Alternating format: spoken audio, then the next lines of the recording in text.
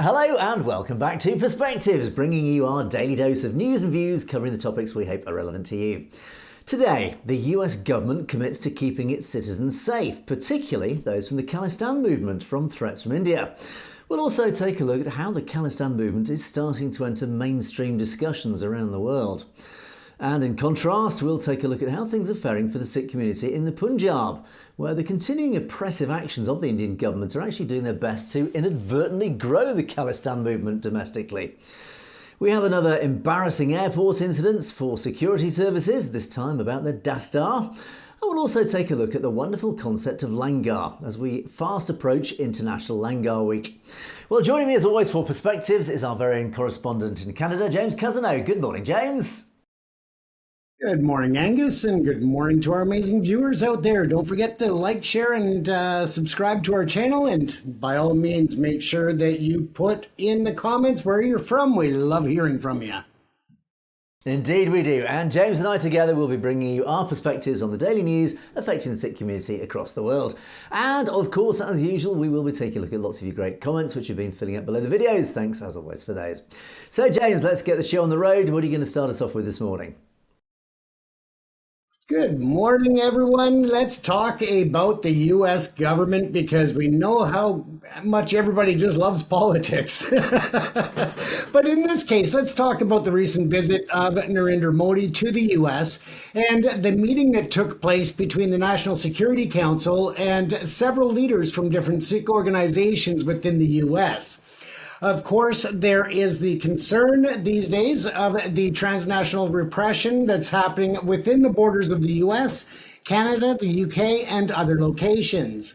We know that Mr. Gupta is spending his time in the same facility as Mr. Sean Combs, and neither one of them seem to like it there. But again, it's all coming back to where the transnational repression is coming from, and that is India when it comes to Mr. Gupta's involvement. Again, for anybody that's been sleeping under a rock, he is the individual who is charged with the murder for hire of Mr. Panun, and that, of course, is the leader of the Sikhs for Justice movement and organization. Now, hours before Modi touched down in the U.S., a very significant meeting took place between those Sikh leaders and the U.S. Security Council, and that it is something that hasn't happened before. And of course, this was a big issue because of the fact that Modi was coming to the U.S. You have President Biden, who essentially we expected a swan song as he is the outgoing president of the United States. He won't be back for the next term. So we didn't expect much. However, sources behind the play have spoken and said that he did address human rights issues as well as the extrajudicial killings of individuals, including Mr. Najjar in Canada and the attempted assassination of Mr. Panun. And this, of course, comes on the heels of Justin Trudeau last year calling out India on the floor of the Parliament in Canada. And that has broken a lot of ties between India and Canada for trade and other diplomatic issues. But a very essential one to put them on notice that they're not going to be able to take out foreign citizens on foreign soil. Now, of course, we have recently learned that Mr. Gupta was authorized to offer a $100,000 bounty on the head of the leader of the Sikhs for Justice organization in regards to the Khalistan movement and his work in that regard. We know that there are elections for a non-binding referendum that are taking place worldwide, and hundreds of thousands of people have already cast their votes in places including the US, Canada, the UK, and the next stop, as we all know, is November the 17th, I believe, in New Zealand. So it is really still out there. And on the subject of threats, there are still threats going out and threats being addressed by law enforcement. Most recently, at the end of August, the replacement for Mr. Najjar in the Khalistan movement in Canada was warned when the police came to his door and informed that there was a credible and real threat against his life.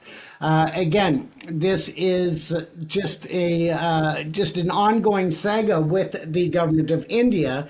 However, the U.S. has put in no uncertain terms to India that they will not tolerate any type of repression of U.S. citizens on U.S. soil.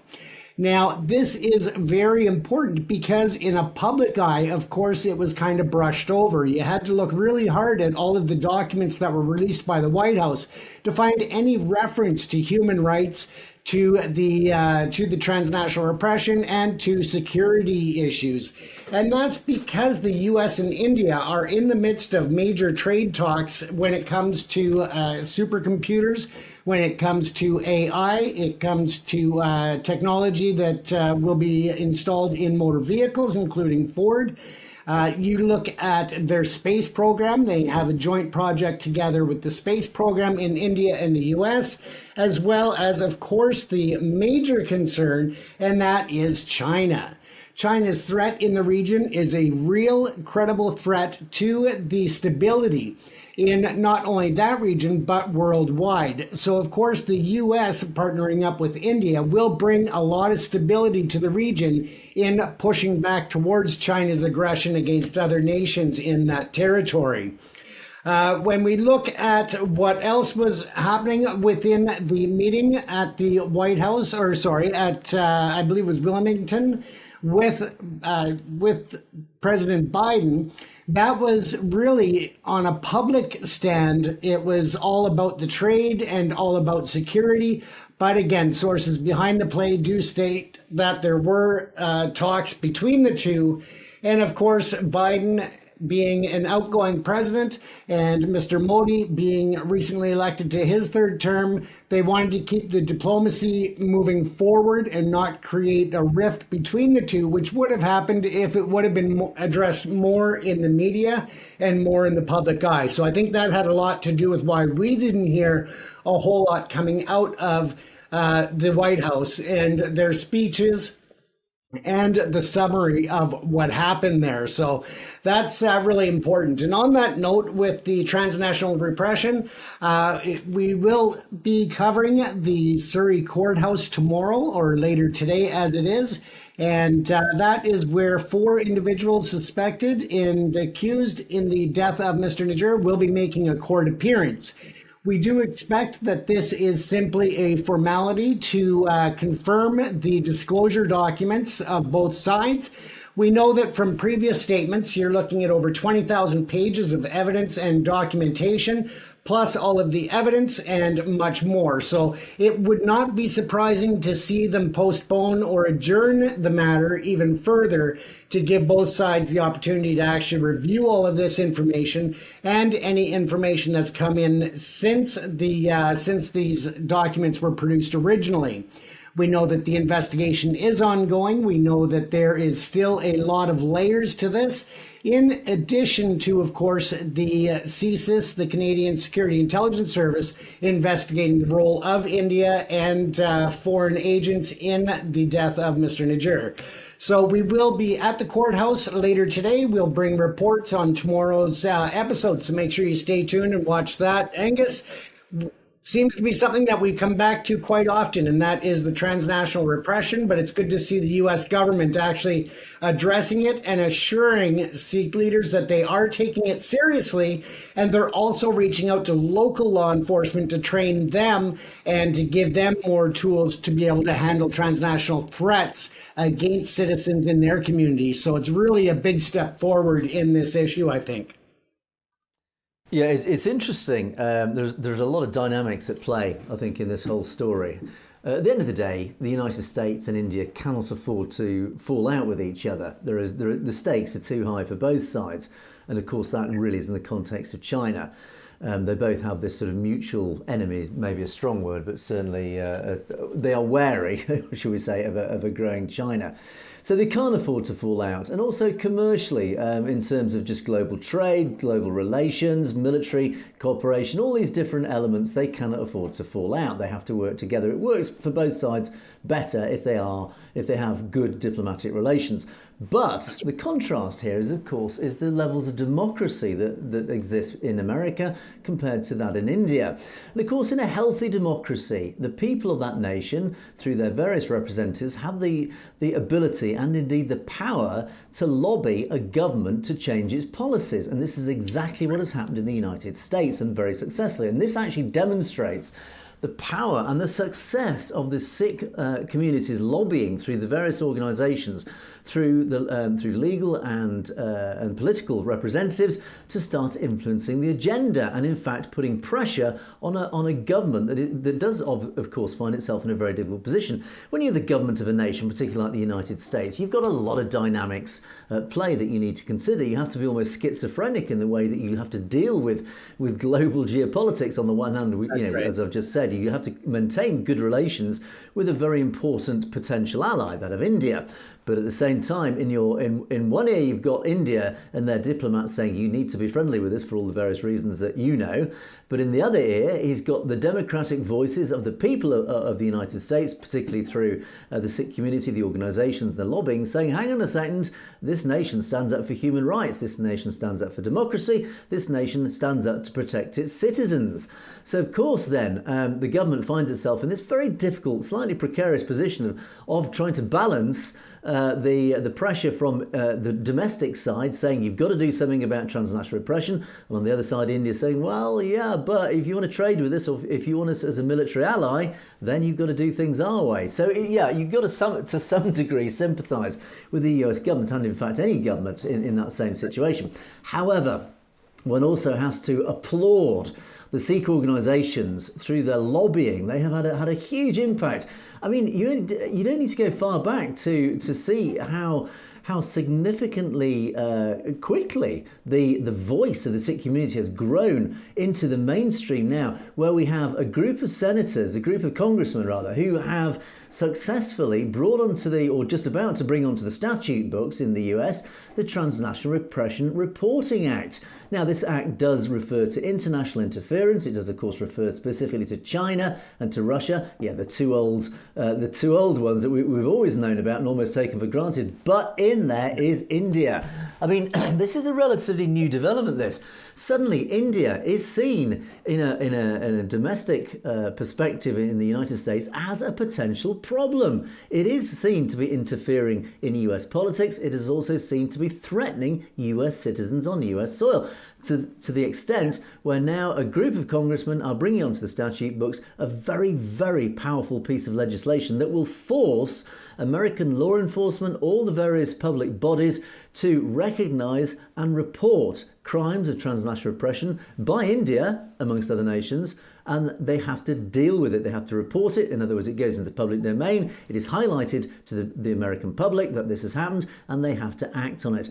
That is a very, very significant move, and it all comes down from grassroots lobbying. I think the lesson from all this comes down to simple fact of how powerful lobbying. So each and every one of you out there who talks to your local representatives, it goes up that tree, up that political tree, where the representatives are then forced to highlight these issues, to bring up these issues, and it does go all the way to the White House. That's what's happening. I see this as a very, very big success story, James. Absolutely, Angus, and it is growing every day. And that actually leads us into my next story, and that is about Khalistan and what the referendum and the movement is about. Because a lot of people who have been joining and watching, I'm finding, actually are not aware of it, and they are not of Sikh background, so they really want to know now. And that's another success by the Khalistan groups and the Sikh groups, is that they are getting international attention. People are starting to understand or be curious and ask, what is Khalistan? Why is this so important? And with that in mind, the other site, ProPix Canada, we reposted a series I did quite some time back, about a year or two ago. And it was a 5-part series that explained Khalistan, the movement, the history, and why it is such a significant part of the world development moving forward. And within the first 24 hours, over 16,000 people viewed the series. And that is significant. It shows that there is a growing demand by not only Sikhs, but people outside of that community to say, hey, why is it important? What is it? And we want to know more. And with that, I think that with more understanding by the Western world, the more support the Sikh community will have on that international stage, the more people will be able to speak out to their politicians, to their leadership, to again put pressure on India to recognize the significance of Khalistan and the referendum. Now, of course, we know that the referendum is non-binding, but again, it shows how much interest is being generated, and the increased knowledge is increased power. So that is essential. So with that, of course, for any of our viewers on here who are unfamiliar with it, just a quick synopsis of what it is the control and the colonization of India and the region by British troops and the British government going way back. When they finally did decide to grant independence to India and to Pakistan, it was 1947's partition. However, the Sikhs were left out in the dark and left out in the cold. Now, they had an amazing empire of the Sikh Empire back in history, which is now no longer there. And with the partition of 1947, the British failed to recognize that. Now, the Indian government did make some concessions and agreements with the Sikh community and promised them an autonomous location and homeland that they could be basically sovereign under Indian rule, but again, with their unique culture, with their religion and their beliefs and their own destiny in their own hands. And of course, once that happened and the Constitution was formed, basically the Sikhs got screwed by the Hindus and the government of the day. So that is why it is so significant, because now the Hindus and the government as a whole are trying to strip the dignity, the identity, and the culture from the Sikh community. They're trying to force the Hindu language. They're trying to get rid of, basically whitewash any of that historic importance that the Sikhs played, not only in India, but around the world. I mean, the Sikhs stood proud and were, as we've talked about on the show so many times before, just amazing warriors, amazing fighters that stood up in the face of oppression of all people, not just the Sikhs, but anybody in the world that needed a hand. They were there to lift them up, not to step on them and keep them down, but again, to lift them up, to empower them, and to give them some sense of self-esteem and some, assistance, whether it was food, whether it was, shelter, whatever the case may be. So again, this is something that India and Khalistan could actually join together. Give the people Khalistan, and you'll find that Khalistan will work as a world leader. People will want to go there because it's an open, accepting, and truly democratic society. But I think that with that and teaming up with India, they could actually do amazing things in the region that people would just love to experience. And, unfortunately, that's not the way it is right now. As in the previous story, we talked about the transnational repression. We talked about, the different areas of importance in human rights, not only against Sikhs, but against Muslims, Christians, Dalits.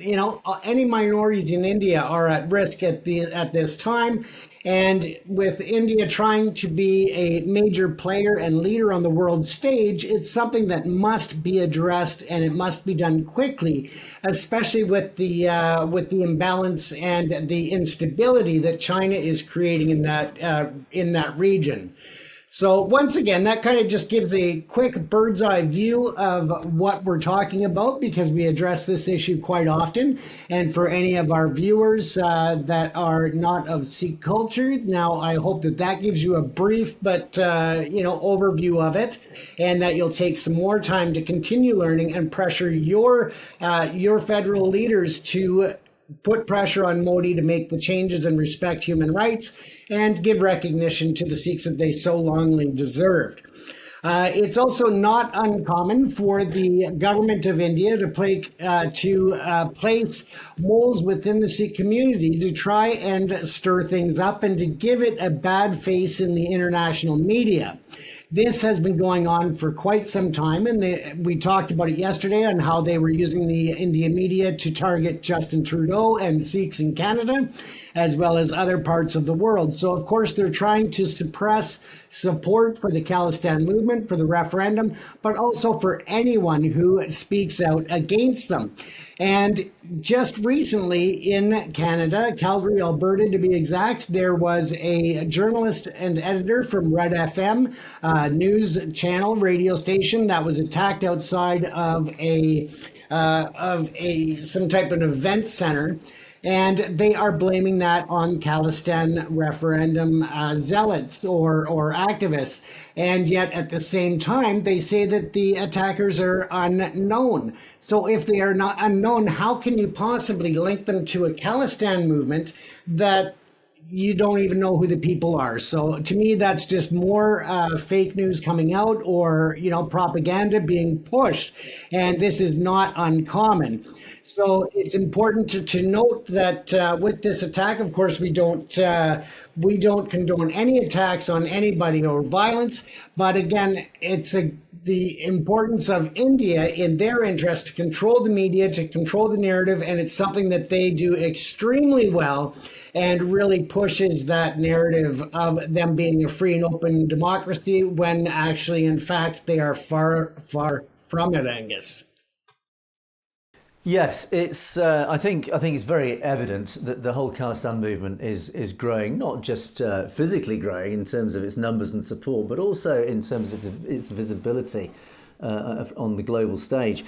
I think there are two ways that the movement has grown and its awareness has grown. There's should we say, there's that phrase, there's no such thing as bad publicity. When we look at the negative side of anything associated with the Khalistan movement, and by that I mean things obviously originating from India. India has labelled Khalistani activists as terrorists. And of course, people around the world are saying, wow, these Khalistanis are terrorists, but what is Khalistan? And there's the rub, you see. It's suddenly people are asking, what is Khalistan? And they're asking, okay, these terrorists of Khalistan. And as it turns out, these accusations of terrorism are just not stacking up. Wherever they've been thrown out, whether it's in Canada, the US, or even here in the UK to a slightly lesser degree, the general public have actually realised through failing court cases, particularly here in the UK, that's a prime example, where these so-called terrorists are not terrorists at all, but they're clearly political campaigners. So, of course, that is raising awareness of what they're campaigning. So the negative side, of course, transnational repression, another thing here, negative actions by India, transnational repression, they're going around killing in cold blood Khalistani activists and campaigners. Again, it's raising the profile. It's hitting the mainstream news outside the Sikh community. And people are saying, what is this Khalistan movement that somebody's just been murdered over? And they're starting to inquire, they're starting to research. Again, it's all about raising awareness. So the negative side is actually ironically having a very positive effect. And likewise in India, any oppression domestically against Khalistanis in India is again raising awareness and certainly pushing people more into that Khalistani camp. So the negative side is having a massive impact. The positive side is where we've already touched upon. This is where the Sikh community and the Khalistani movement, the activists, the campaigners within the movement itself have been massively raising the profile of the whole concept of Khalistan. We, of course, have this wonderfully successful referendum that's currently rolling out, has been rolling out over a period of 1 or 2 years now.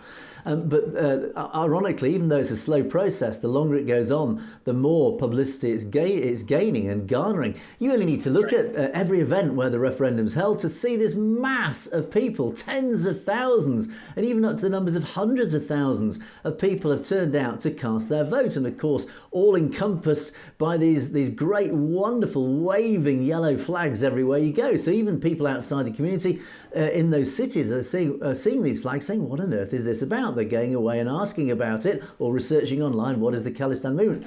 So again, it's raising the profile.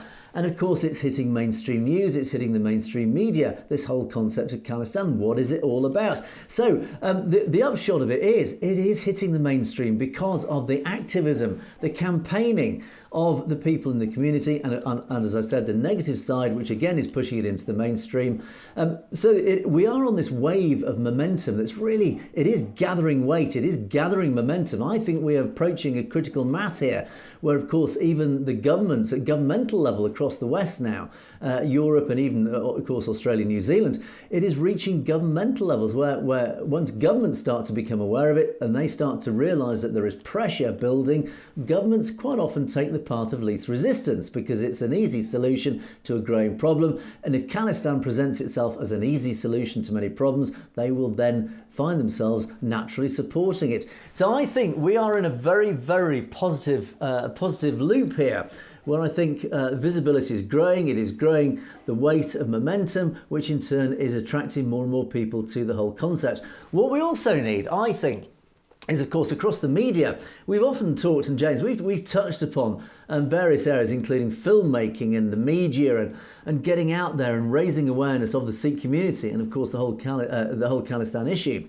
It has so much to sell itself for. The whole concept of Khalistan, as we've often talked about, is such a positive thing. It carries so much great positive philosophy, ethos, morality. The whole concept of Sikhi, upon which it will be founded, is so aligned with Western values, so aligned with democracy, democratic values. It has a very, very powerful message to sell.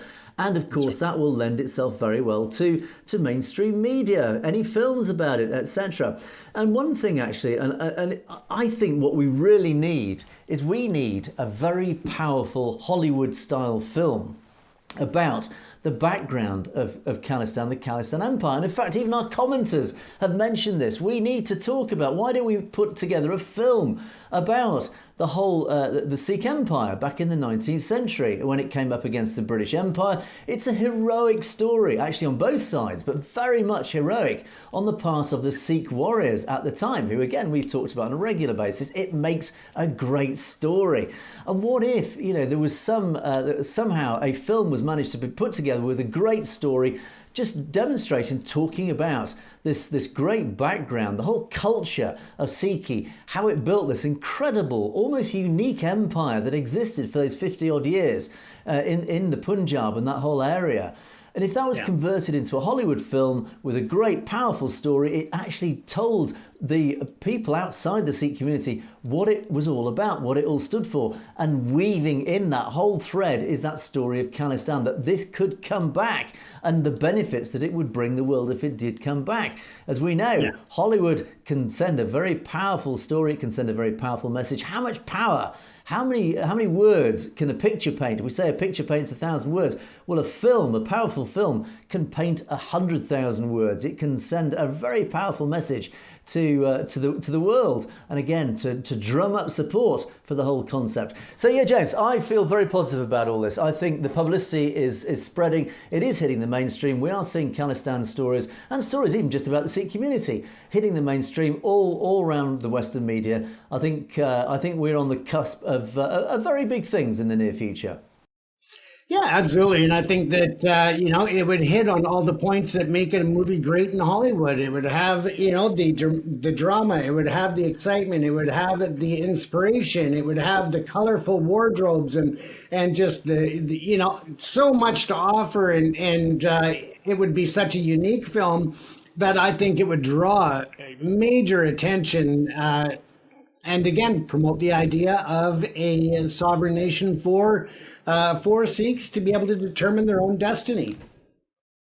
Indeed, so if there are any filmmakers out there, any budding filmmakers, you know what to do. The ball is in your court now. Okay, let's move on to my first story. And yeah, well, we've talked quite a bit about this, or touched upon it already. And this is the negative side of what's going on and India's oppression of the Sikh community, in particular the Khalistan community in the Punjab. And it's been a very, I would say, a very multilateral approach that India have taken of trying to oppress the community through very, very different, very varied means, whether it's suppressing the Punjabi language, whether it's really nefarious activities like pouring drugs into the Punjab, or whether it's just simple, oppressing the whole culture from every angle. And they've been at it for many, many years. And I just want my sort of first story really is just to take a look at a few of these as some examples of this multilateral negative approach, but in turn how it is actually feeding the Khalistan movement, ironically.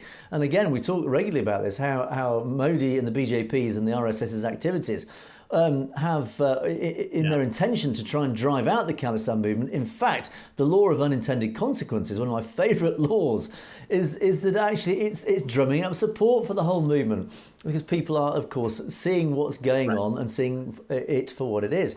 And there was a report actually on Satellite TV News on our website, which I'll just run through and just pick out some key points here, because it does highlight a lot of what we're talking about. And the author of this article said that in recent times that Sikhs have felt themselves fairly alienated under the Indian regime, and there have been a lot of recent developments that is actually almost, it seems to give no hope for justice to the community. Even after more than 7 decades of decolonisation of the Indian subcontinent, they are being treated as second-class citizens. And actually, I pick up on those words, decolonisation of the Indian subcontinent. Actually, I disagree with that. I think the Indian continent remains very much colonised by the Brahmins.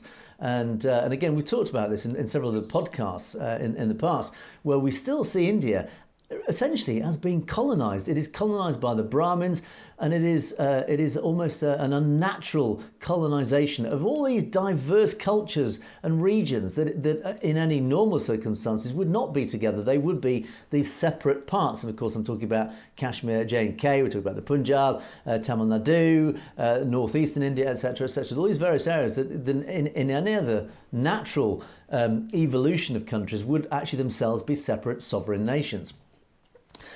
And the article continues that the Sikhs cannot even narrate the atrocities that they faced in so-called independent India. The latest example, and here we go, we're talking about movies and censorship, and we've talked, of course, about Kangana Ranaut's propaganda piece, that film Emergency, very anti-Sikh piece of filmmaking. Well, Diljit Singh Dosanjh star Punjab 95.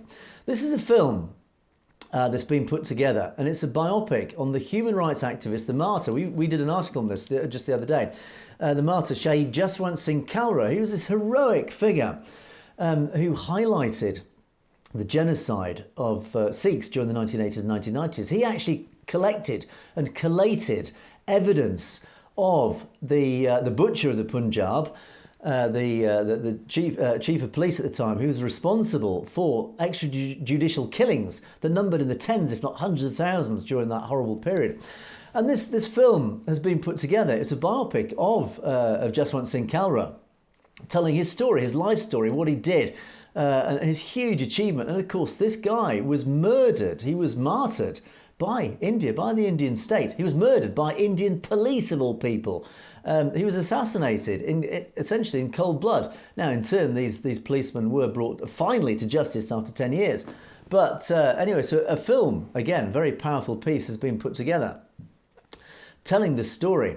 But of course, here we go. The Indian Censor Board, also known as the Central Board of Film Certification, the CFBC, has demanded a whole sequence of cuts to this film. And they've over time, they've increased the number of cuts. Every time it's been resubmitted, they said, no, you need to make more cuts and more cuts. And the proposed cuts have they've gone from 85 cuts to 120. And worse still, it's asking to rename Kalra's character. So the actual story about this gentleman, this hero, they're demanding that the hero's name is actually changed. Okay? And they've asked, the film board has asked the two makers, Honey Trehan and Ronnie Scruvale, excuse my pronunciation, to drop Punjab 95 as the film's name. They've asked to rename the film from Punjab 95 to something else, even though the fact is the whole story is about the Punjab in the 1990s. And it's actually a reference, the Punjab 95 is a reference to the year that Kalra was murdered. So, of course, the whole title carries the weight of the story. The whole point of the story is to highlight the fact that Kalra was martyred by the Indian state for what he stood up for. And the most pivotal change is to not call the protagonist Jaswant Singh Kalra anymore. So this demand to change his name. And the board also demanded that the movie cannot claim to be based on real-life incidents. Also mentions the Punjab and the district of Tarn Taran are to be dropped, along with any reference to the national flag of India, Canada or the UK. Now, of course, I'm shaking my head and laughing because the agenda here is so transparent of what's going on here. The Indian Film Board is demanding that this whole film, which is designed firstly to highlight what happened in the Punjab during the 1980s and early 90s, secondly, was designed to actually highlight the fact that that Kalra was martyred for standing up. He stood up in the Canadian Parliament and brought to the attention of the West, the Western democracies, of what had happened, to the shock and horror of the West, that he was actually murdered. So that the board, the film board, clearly under the direction of the Indian government and the RSS, are saying, no. Firstly, you can't name it because it highlights this. Secondly, you've got to change the key character, the actual person the story is about, because we don't want you to actually talk about his story. And thirdly, you've got to cut out any reference to the fact that it refers to real-world events. So in other words, you can't make this film. It's just absolutely preposterous, outrageous. And So the story goes on, the report goes on into detail about some of the cuts that have been demanded to make. But the filmmakers have responded saying, well, look, the film won't remain a biopic. The film is supposed to be a biopic. It's a story about someone's life. If you remove the protagonist's name, then of course, how can it be a biopic? How can it be the story of someone who lived? And in an earlier meeting, the revising committee asked them to alter a line in the film where the protagonist remarks that over 25,000 people have been killed in Punjab. The committee stated that the number must be reduced. But Honey and Ronnie, the filmmakers, had opposed it, noting that all the facts shown in the film were based on real-life testimonies and the CBI court's judgment from the 1990s. So even though these facts are proven, they're in the public domain, they are accepted and acknowledged facts in the public domain, they are being demanded that those numbers are reduced. Why? We know why. But of course, one has to ask the question, why? Because it's pure and simple Indian state propaganda, that you cannot tell the true story of what the Indian state got up to in the 1980s and the 1990s. So that is one example of what's going on in India. And it's absolutely horrific. And it's so obviously transparent what's happening there. And of course, the next part of this, it goes on to the story of Amritpal Singh. And of course, we talked at great length about Amritpal Singh, this elected leader this elected member of the Lok Sabha now, who stood on a pro-Khalistan ticket, stood on an anti-drugs ticket in the Punjab. He's been elected to the Lok Sabha, but of course, as we know, he's been in jail, kept under questionable legislation, still awaiting any sort of trial for over a year now. He's held in Dibrugarh jail over in Assam. And I reported just a few days ago about his appeal. His legal team have appealed, and in response, the Indian state have come back with all sorts of pretty risible levels of defence, trying to defend why the Punjab state have kept him in prison. They've extended his detention under the NSA, the National Security Act. And the latest one is the Punjab police have claimed that Amritpal Singh and his associates pose a, quote, serious threat to the life of Chief Minister Bhagwant Mann, in addition to being a threat to law and order in the state. Really? Amritpal Singh, who has been elected by a vast majority of people in his constituency, is apparently a threat to law and order. Really? Okay, that's not how I understand that democracy works. But anyway, The police made these claims in an affidavit submitted before the Punjab and Haryana High Court, where they have cited a few video clips apparently recorded outside the Ajnala police station. And in these clips, the Kador Sahib MP, yes, the elected MP, can be heard saying that the Chief Minister is functioning in a manner that would ensure he meets the same fate as former Chief Minister Beant. Now, it's worth mentioning here that Beant was responsible for the massacre of thousands of innocent Sikh youths in the Punjab during those awful times of the 1980s and 1990s, his extrajudicial killings. And Mann has also been following, of course, Bhagwant Mann has been following in his footprints ever since he took charge as head of the state government. And this whole alleged serious threat that they've been talking about, a veteran journalist, a guy called Hamir Singh, has said, look, talking about taking revenge for the sins of rulers and resorting to picking arms to stop the excesses of successive rulers is common talk amongst the Sikhs. It's part of the tradition of the Sikhs. It can't be projected as a threat, a realistic threat in its context. Amritpal Singh was acting peacefully before being detained. The reason, cited by the government for extending his attention, makes absolutely no sense. It appears that the government doesn't want to release Amritpal Singh for now, despite the fact he's being elected as a people's representative democratically, etc., etc. So the whole fact of these, the supposed defence by the Punjab state of why they're keeping Amritpal Singh behind bars is utter nonsense. It's fabricated. Right. It's another example. And again, referring back to the Jaggi situation, Jagtar Singh Johal, likewise kept in prison, still awaiting any conviction. The pair of them, and of course many others like them, are now languishing in jail, awaiting any formal process of the rule of law. They're just political prisoners. And again, it's just highlighting the fact of what is going on in India. It is highlighting the fact that the Sikh community is being very clearly oppressed by the abuse of state mechanisms by the Indian state. And another one, here's a final one. This is the case of Bhai Rajwana. Now, Balwant Singh Rajwana was convicted for the assassination of Beant Singh. Now, he was actually the former Chief Minister of the Punjab. Rajwana was convicted in August 1995 for the murder of Balwant Singh Rajwana. And it simply was in response to this guy's extrajudicial killing of the Sikh community. And more than 16 months after refusing to commute the death penalty of Rajwana to life imprisonment, the Supreme Court has agreed to re-examine the issue afresh.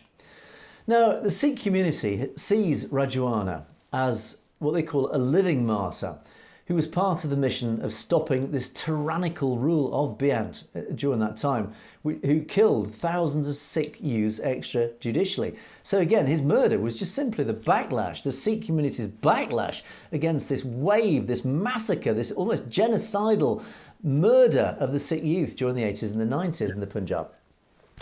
So Rajwana's sentence, he was sentenced to death, and they've been trying to commute his sentence to life imprisonment. Now, contending that Rajwana has been in jail for more than 28 years, and he's been on death row for 17 years, which in itself is pretty awful. It's pretty appalling in itself. It defies human rights, I have to say. And I know some of our audience and our critics will highlight the US for that sort of hypocrisy, and I agree with that. I think it is hypocritical to do it. It is primarily against human rights to keep somebody on death row for so many years. Anyway, but senior counsel Mukul Rohatgi contended on behalf of the Sikh political prisoner that he cannot be made to wait indefinitely on the grounds of national security. The whole legal concept just does not wash.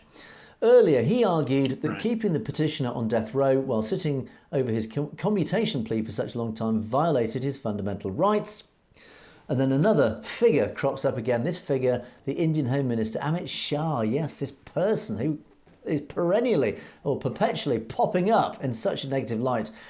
Amit Shah again said a clear-cut no to the release of the Sikh political prisoner. He said, those who killed your Bittu, your grandfather, will not be pardoned.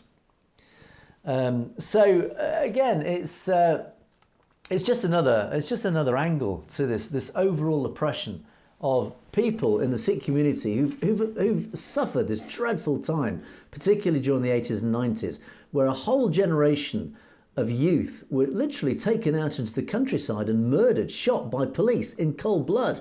So they had no choice but to fight back. They call it a militancy. It was a community rising up and taking arms because they were being terrorised, literally terrorised, by the very people who were supposed to protect them, the police. The police were taking the young out into the countryside and they were murdering them in cold blood. So you cannot blame people for standing up and picking up arms and saying, no, we got to defend ourselves. The whole movement was a defensive movement.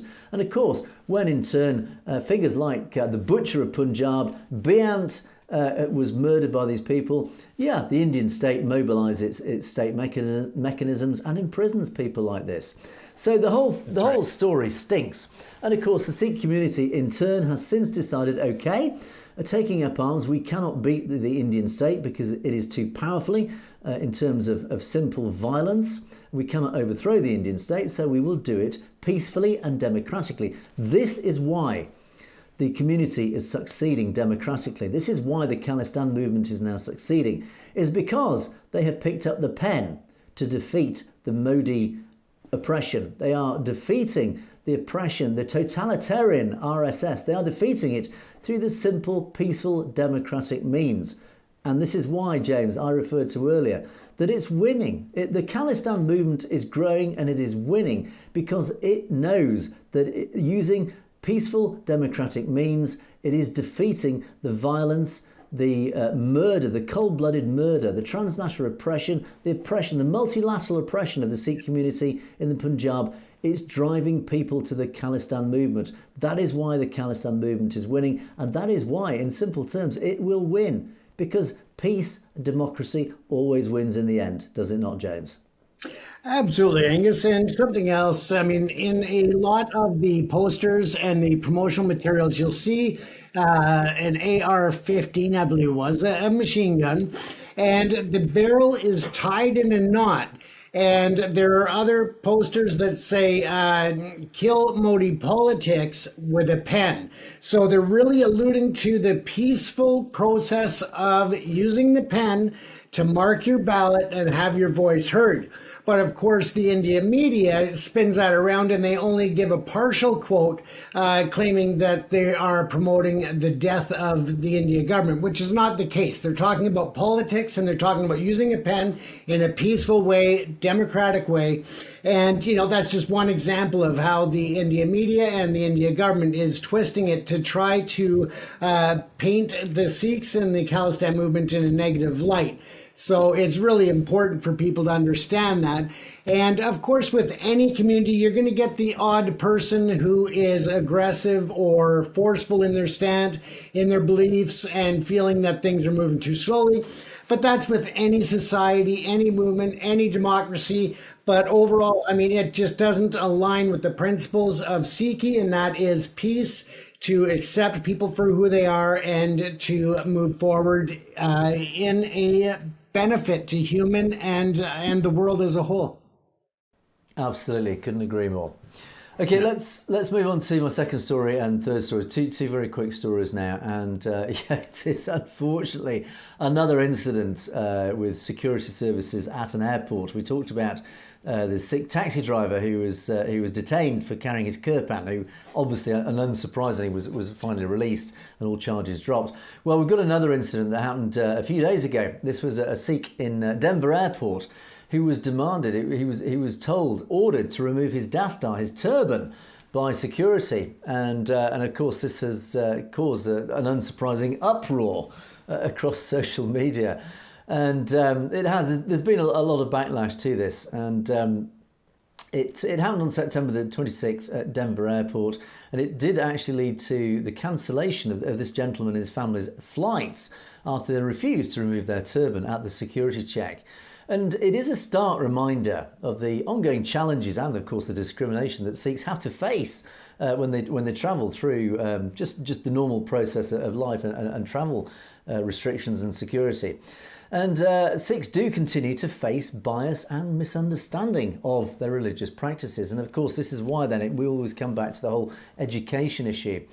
And United Sikhs, this is a global humanitarian and civil rights organisation, they have publicly called on airport authorities and the concerned government agencies to take immediate and decisive action to investigate the incident and to ensure that those responsible are held accountable. Furthermore, they appeal for appropriate measures to ensure the safety and dignity of all passengers, regardless of their religious or cultural background. And of course, demand the implementation of sensitivity training for airport staff to understand, of course, diverse communities and their specific requirements, etc., etc. Now, I feel, James, there's a bit of deja vu here. I think this whole story reflects exactly what has happened in that story we talked about, the Sikh taxi driver. Again, it's insensitivities, it's a lack of education, it's a lack of awareness. Again, there was no malign intent here, there was no racism involved. It was a simple job's worth, as we call it, somebody doing their job as they believe they were doing absolutely rightly. You know, they have a very important job to do. But of course, they were not aware of the sensitivities of the Sikh religion, the importance and the significance of the Dastaar, the turban. It's all about education, James. Deja vu, is it not? Absolutely, Angus, but you're more forgiving than I, because I look at it as a major insult. I don't know how anybody in this day and age cannot understand the significance and importance of a turban. And I think, my personal opinion is that somebody was using their power to basically show control over another and exercise to a level that was just disgusting. So yeah, you're more forgiving than I, because I've got a much harder stand on that. Indeed, maybe I am too forgiving, because the Sikh coalition themselves, they said more than 20 years after the rampant profiling of Sikhs at our airports began, TSA agents are still failing to treat our community with respect, and this is unacceptable. The Sikh coalition intends to stay engaged on this issue and fight for the dignity of Sikh travellers. So yeah, absolutely, James. Maybe we should be a little bit more damning of airport security and the security forces. They must be educated and learn from these silly mistakes. And let me quickly rush on, because of course I've seen some of these airport employees really taking the power to their head. So it's not necessarily a racial thing. It's just an empowerment that they have over others and take it to an extreme level. Yeah, absolutely right. Right, I'll quickly rush through another story because time marches on. Next week, apparently, is International Langar Week, and I wanted to bring this to everyone's attention, and particularly for those who are outside the Sikh community who really don't know anything about Langar. It is a wonderful concept. It was something that I've talked about myself. I personally was treated to Langar when I visited the Gurdwara. I was very kindly invited to the Gurdwara in Phoenix, in Arizona, earlier this year, and I was treated to Langar and I saw it firsthand. What a wonderful, wonderful concept it was. It is, of course, a free community kitchen, and it is a hallmark of the Sikh faith. It was established, and this, again, I'll quickly run through a little brief history of it for those outside the community who want to know what it's all about. It was established by the first guru of Sikhism, Guru Nanak Dev Ji, around 1481. It was designed, is that right? That seems a bit early, actually. But anyway, it was designed to uphold the principle of equality between all people of the world, regardless of religion, caste, colour or creed, age, gender or social status, to eliminate the extreme poverty in the world and to bring about the birth of caring communities. And it was all about equality. And we did it when we talked about it before. It is primarily, the concept of it is designed to bring everybody to floor level. This is the tables and chairs issues we talked about before, James. Everybody sits on the floor cross-legged. Right. Everybody, it is designed to bring everybody, no matter your background, no matter your social status, everybody sits side by side on the floor. It brings everybody to the same level. It is all about equality. It is all about charity. Everybody, no matter what your background, your situation, even the homeless, are invited into Langar, where they are treated to a plate of food. And no one is turned away. The food is normally served twice a day, every day of the year. Each week, a family or several families volunteer to provide and prepare the Langar, and so on. So it is a wonderful concept. And this Langar Week, the campaign begins next week. It is an annual Langar Week, and this came from the Sikh Press Association here in the UK. The Langar Week is a campaign designed to highlight the Sikh practice of Langar, and we want the world to know that wherever there are Sikhs, no one should go hungry. Again, it comes back to this wonderful concept of charity. And James, we've covered many times, wherever there's a natural disaster around the world, Sikhs are always there at the forefront, dishing out resources, food, help, anything.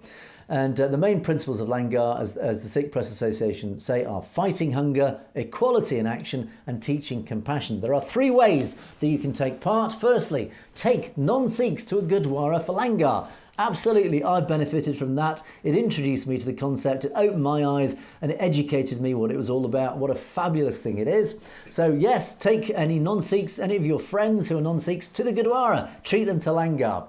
Secondly, organise Langar in your local high street, college, place of work. And thirdly, ask us, the Sikh Press Association, about joining up with your local street Langar group or Langar Week event. So there you go, James. I think you'll have to keep an eye out in your local hometown for Langar Week and get as many non-Sikhs to attend the local Gurdwara to understand what Langar is all about.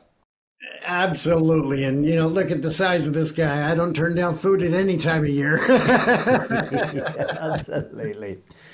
Great stuff. Okay, and then a final quick one. I was sent by Dr. Sandy, Bakshi Sandy. I had a podcast, was it a couple of weeks ago now, where we talked a lot about Khalistan and the concept of nationalism. And Dr. Sandhu messaged me overnight just to highlight the fact that if you are on the east coast of America, as I know there are certainly a large part of our audience in the community are in New York and that sort of area. Well, he sent me a poster. Apparently, at the Carnegie Endowment for International Peace, they are hosting on October the 1st. That's today. Is that today? That is today. It is today. Yeah. So everybody, this is urgent. They are hosting tonight at 8:30 a.m. to 9:30 a.m. Eastern EDT.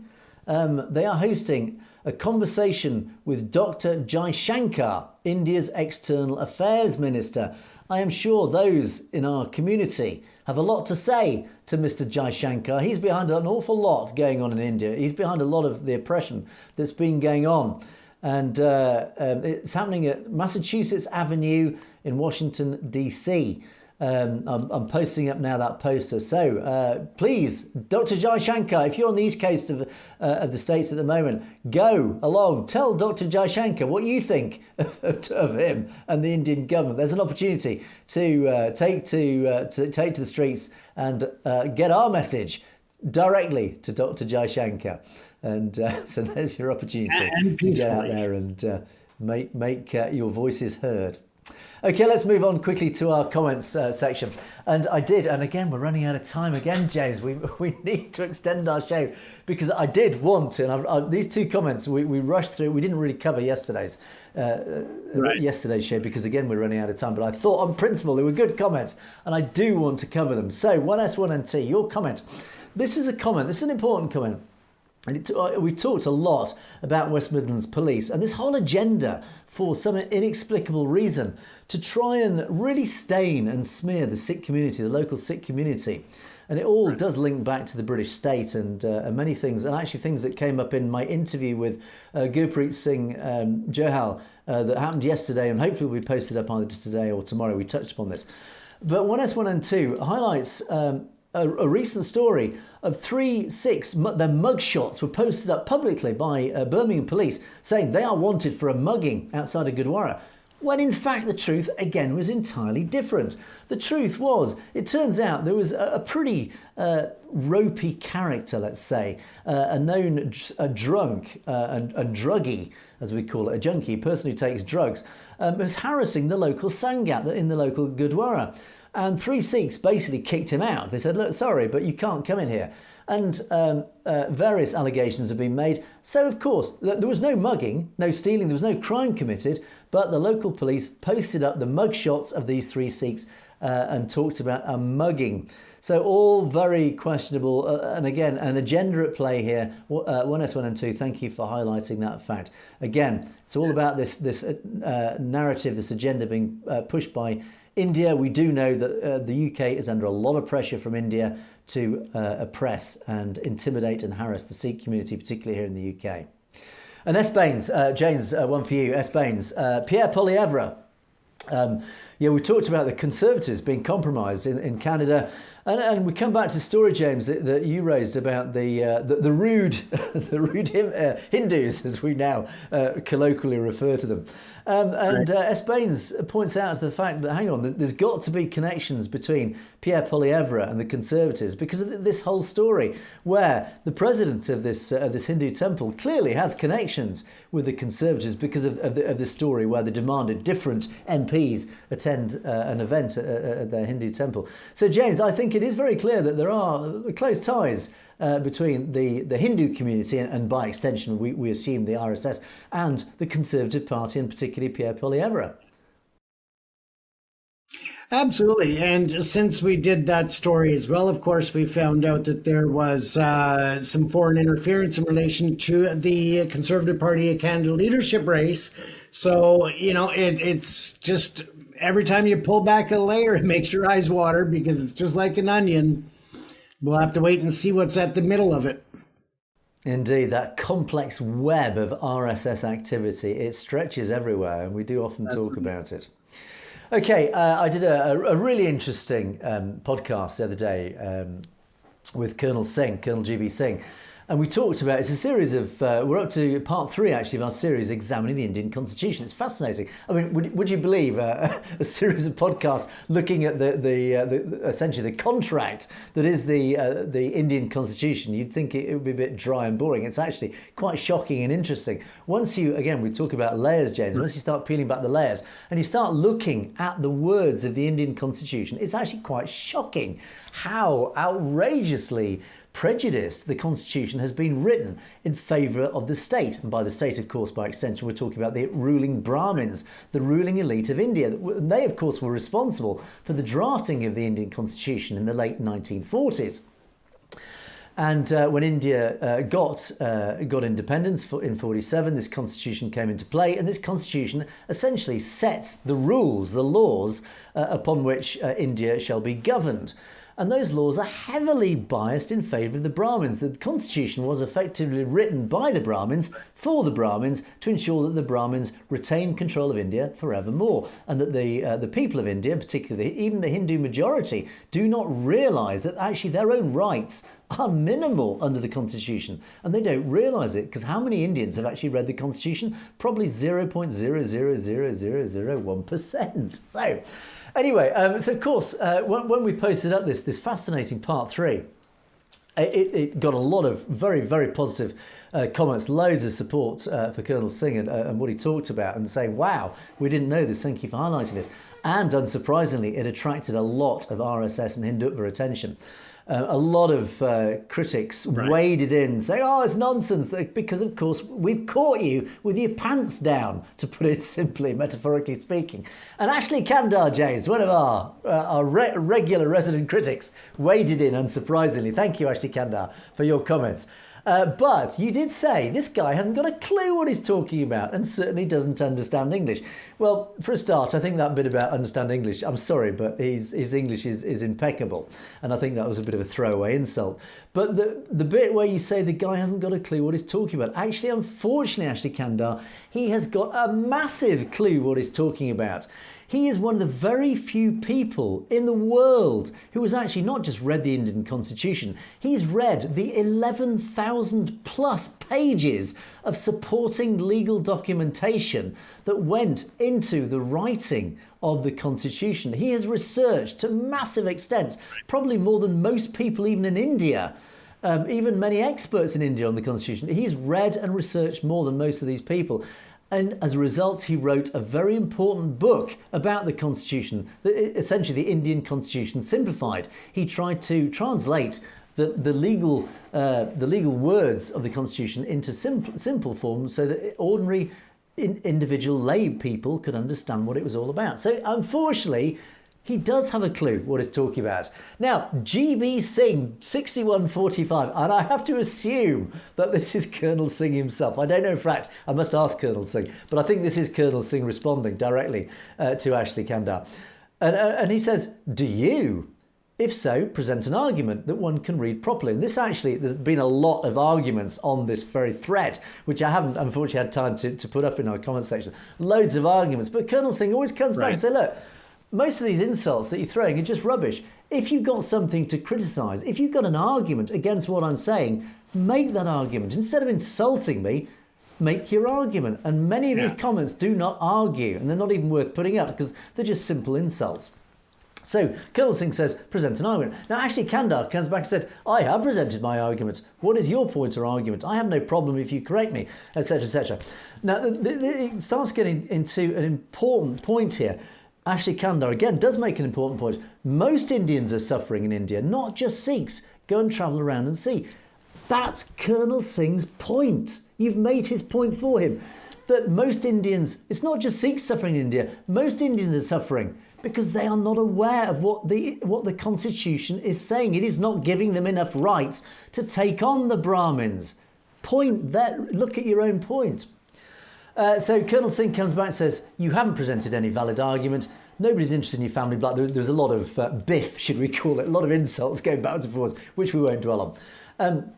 Please focus on the topic fundamental rights as enshrined in the Indian Constitution. And Ashley Kandar then says, look, does anyone follow rights, rules or laws in India? Who is not corrupt in India? What's this got to do with Sikhs? I'm afraid you're unable to follow that. And then it starts getting insulting. But again, Ashley Kandar makes an important point here. It talks about who isn't corrupt in India.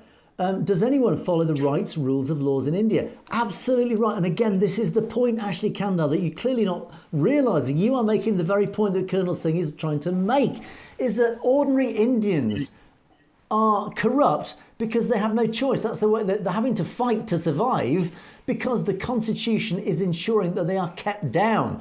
The Brahmins are keeping ordinary Hindus just as much as the Sikhs.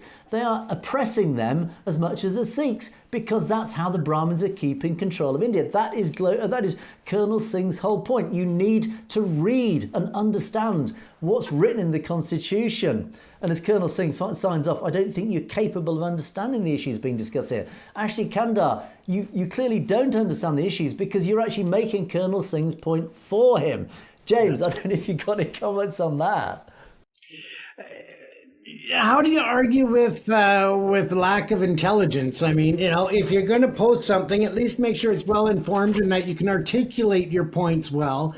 And if you're bringing a counterpoint, that's supposed to be just that. It's supposed to counter the other person's opinion, not support and further their argument for them while claiming it doesn't. I mean, it's just, sometimes you can't argue with stupidity. Yeah, and I had to blank out Colonel Singh's final comment because it just did start getting slightly fruity because I think he was obviously frustrated by the fact that Ashley Kandar wasn't understanding his whole point. But yeah, thank you, Ashley Kandar, for that point. But I would point you to the fact actually you are making the very point that Colonel Singh is trying to raise. Is you don't realise what's going on in India. And you see it, you're making the same point without actually realising that you're making the same point. But thank you for that comment. Gurmeet Singh, under the same one, says the Indian Constitution absolutely, totally favours Hindutva. It's not just Hindutva, it's the Brahmins. You have to go up that tree. Hindutva, RSS, it's higher up the tree, it's the Brahmins. The RSS is essentially just one of these tails of that serpent. The head of the serpent is essentially the Brahmins. It is the ruling elite of India. Another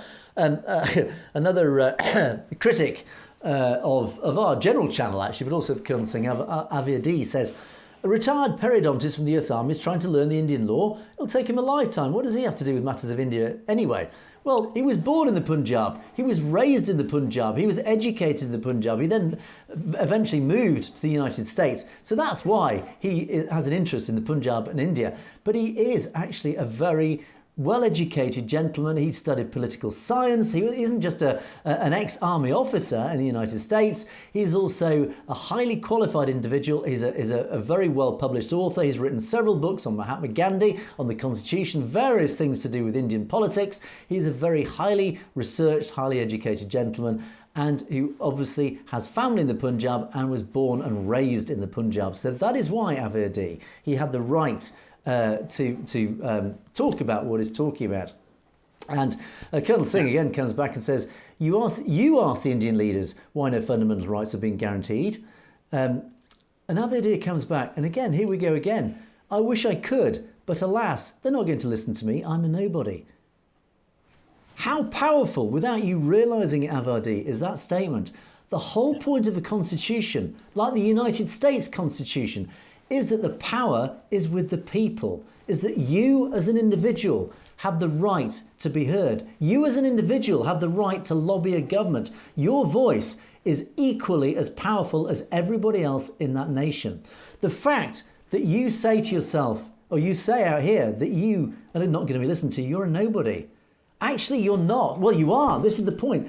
Under the Indian Constitution, as certainly we've said in part 3 and will come up in part 4 when we start to look at individual rights, you will realise that there is a fundamental flaw in the Indian Constitution, is that it is designed to ensure that you remain a nobody. You remain without a voice. That is Colonel Singh's whole point. So thank you for making that point, I would say, albeit inadvertently. Now, James, we are so over time, so I'm going to rush into our final comment. This is an interesting one. I don't know if you knew this, James. Balraj Bra says, I was talking about VPNs. You don't need a VPN. Just change the settings of the phone to another country like the US. iOS users especially. I'm not technically minded. James, are you aware of this? Did you know that you can change the settings of a phone to another country like the United States, and that will bypass the Indian firewall? Will that work? I don't know. Any ideas? No, I've never tried it, never heard of it. So we'll find out if viewers out there can let us know. Well, that is an interesting one, and out there in the Punjab or any other any members of our audience out there in India, if you've got a mobile phone that you want to risk changing your settings to a different country, try it. I would be very interested if it really is as simple as that. It seems almost too good to be true that you just change your phone settings to a different country. Will it bypass the Great Indian Firewall? I don't know. I'm not sure. I can't understand how it would work, because ultimately it's a URL that you're trying to access. Who knows? Yeah. We'll see. But do let us know if you are in India. Have a go. Let us know if it does work. If it does work, fantastic. We will then spread that good word. But unfortunately, we have reached the end of the show. Time has beaten us once again. But of course, please don't forget to keep your comments coming in, and they've been fabulous so far. There's been some really great, interesting debates, some very interestingly bad-tempered threads going on with all sorts of our regular critics wading in with some silly comments, but also some very interesting and educational ones. So thank you for that. So do keep those coming in. Thank you, of course, for those lovely supportive comments. They are always read by James and myself, always very much appreciated. Don't forget, you can email us directly at message@satellitetv.com if there's something that you want to tell us about that you don't want to put in the public domain. But in the meantime, of course, we must wrap up Perspectives for another day. It is a goodbye from me, and it is a goodbye from James. Stay safe, everyone. You have been watching Perspectives. We will see you next time.